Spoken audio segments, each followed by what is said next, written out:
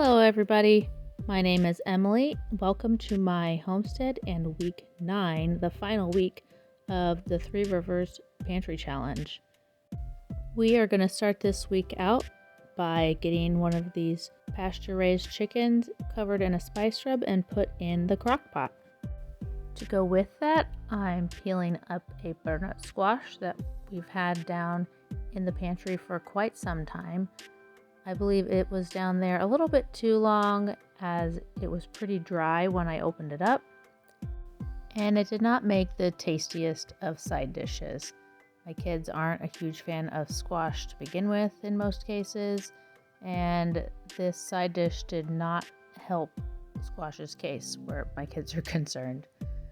But we got this scooped out, all the seeds removed, and then chopped up to go on a pan, drizzled with olive oil, salt, and rosemary, and then we'll pop that into the oven until it's tender. This is what the chicken looked like when it was finished cooking in the crock pot. And here is the butternut squash and a very lovely loaf of bread. I think this is going to be my new go-to recipe. It's a new recipe that was suggested by someone who commented on a video, and it was easy and delicious. The next night I wanted to use up some of the leftover chicken from the night before, as well as the butternut squash, and repurpose that in some way, and so I decided to make a soup. I started this soup out by chopping carrots and onions, adding them to a pot with some olive oil, and while those are cooking down, I will start mincing up some garlic and then turning our butternut squash into a puree. When the carrots and onions are ready, I add the garlic to the pot, and after that cooks for about a minute, I will add a jar of home canned chicken broth as well as a jar of water, and then the butternut squash puree, which wasn't quite blended up as much as I would like it to be, so I got out my immersion blender and finished the job. Then I seasoned it up with some salt, pepper, paprika, and chili powder. Next, we need to chop up the leftover chicken so we can get that added to the pot. And then I'm going to add the rest of this bag of egg noodles to the pot. And once these are all cooked down, I'll add a little bit of milk to give the soup a creamier consistency. And that was the meal for tonight. It turned out beautiful and it tastes delicious. A much better use of that butternut squash. After 2 nights of eating that soup, we had a frozen meal. This was a chicken broccoli rice casserole that I had made earlier in this pantry challenge and put part of in the freezer. And I was working outside all day this day and did not feel like making dinner, so I pulled that out, and it was a delicious end to the day. I put it in the oven when the oven was cold so that it didn't shock the glass, and the entire thing heated up all together.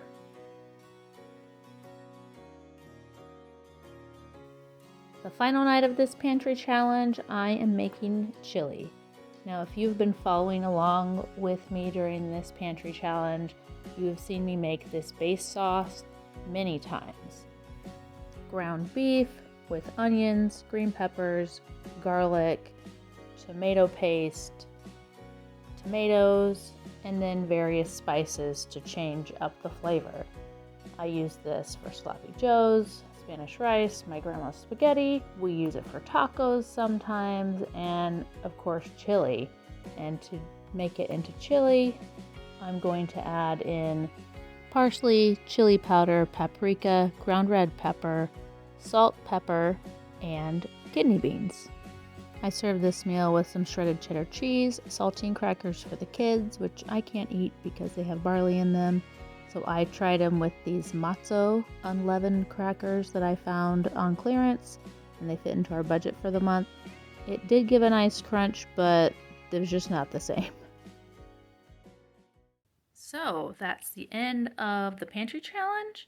We had a budget of $100 for the month of February, and we stayed under that. We were about $3 shy, and I saved that just in case we had to get an extra gallon of milk. In the month of January, we ran out of onions, bell peppers, and cheese of all kinds. So in February, those were some of the things that I purchased.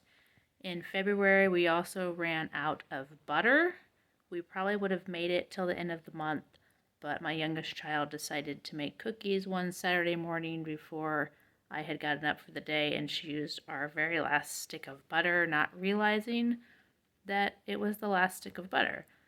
But we only had 1 week left, and we just got creative and made her different breakfasts. Instead of cinnamon toast, she had to have oatmeal or something like that. So we ended up doing pretty well for those 2 months. I think the kids have gotten used to having less junk food snacks around the house, which is a blessing because that's something I would like to get them further and further away from, and getting back into having more healthy snacks.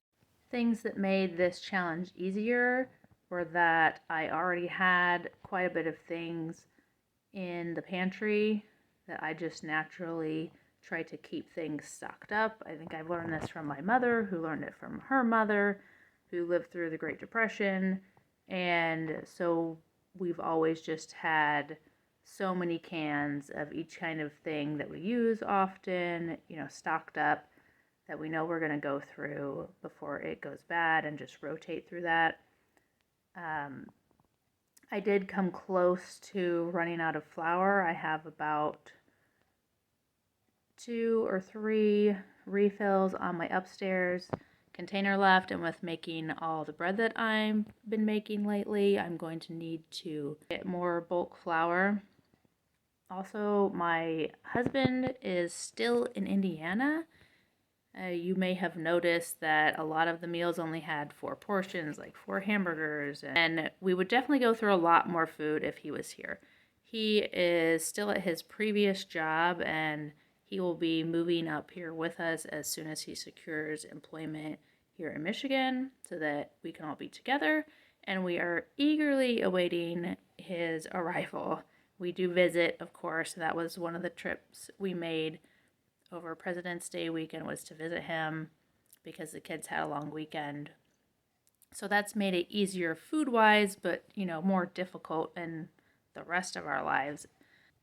One of the things that made this pantry challenge a little more difficult was that I did not do a grocery shopping trip in advance to prepare for it. I probably would have bought a little more cheese and things like that if I had decided early enough that I was going to do this pantry challenge. I sort of decided just the last couple days before the new year began, and my sister and husband were here the first 2 days of the month, and so I didn't want to go to the grocery store when they were here just before the year started. So I didn't have the extra cheese and things that I knew we would probably go through.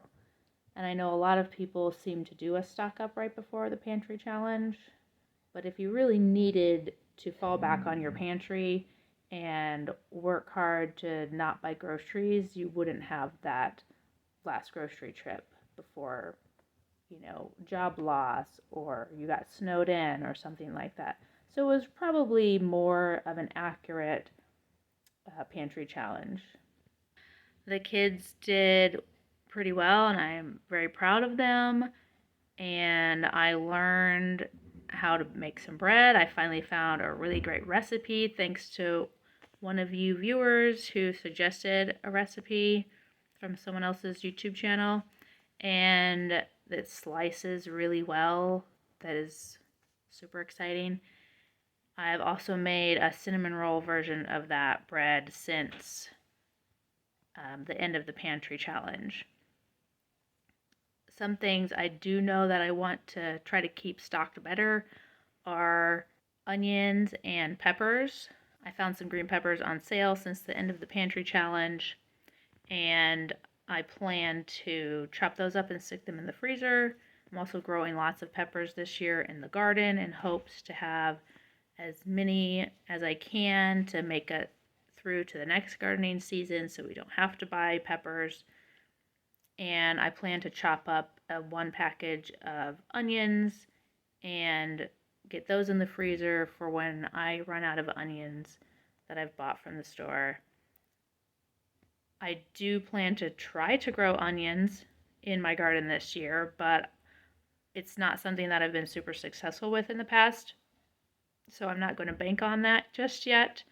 I am glad that I still have quite a bit of garlic from last year's garden. I really didn't think that I grew very much because most of the bulbs were very small.